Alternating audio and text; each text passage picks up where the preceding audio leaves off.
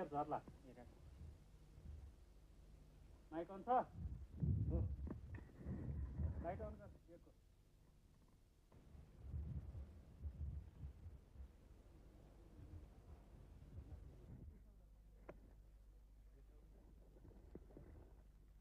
अफगानै पुग्छौँ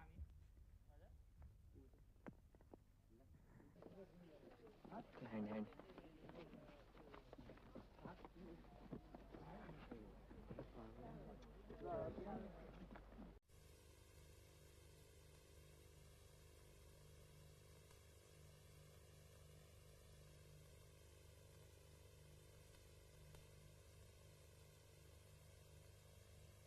हाम्रो आइसकेपछि नि राति लाइटहरू पुरा पर्याप्त मात्रा भएपछि त्यसलाई sequentially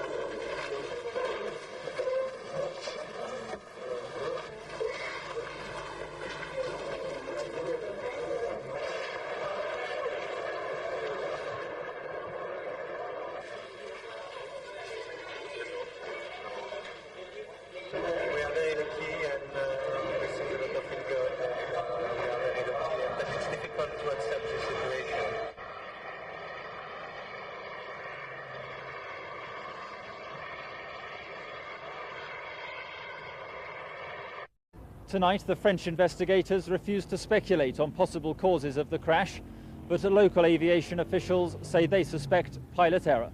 Mark Austin, ITN, Kathmandu. At the Labour Party conference in Blackpool, delegates stood in silence as a mark of respect for all of those who died in the crash. Well, I say that they died in his service. Till Jesus Christ paid the ultimate sacrifice, and in a sense they can be said to have done the same. For the French and American crash investigators here, the search for clues on the mountainside is hazardous work. Today, finally, they were able to reach the aircraft's engine, raking through the burnt-out wreckage, occasional finds to give them encouragement, like the casing of the black box flight recorder. But it's not easy. 48 hours after the accident, and so dangerous are the conditions faced by the search teams, it'll be many more days, possibly weeks, before even the on-site investigation is complete. If you point the camera down there, you can see how difficult it is to walk down the hill. It's very treacherous. Aviation officials here are privately attributing the blame for the accident to pilot error. They're concerned that fears over the safety of Kathmandu airport, which doesn't have radar, will cripple the Himalayan kingdom's tourist revenues, crucial to its economy.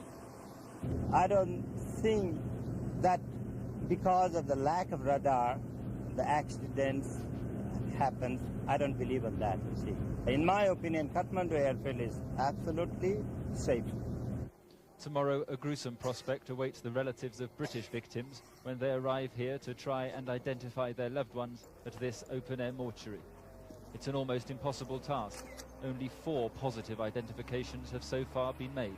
I think it will be difficult to make visual identifications, but of course belongings may be recovered from the crash site, passports and other personal things like that. They face a pretty gruesome ordeal, don't they? Obviously the relatives are going to find it an upsetting experience.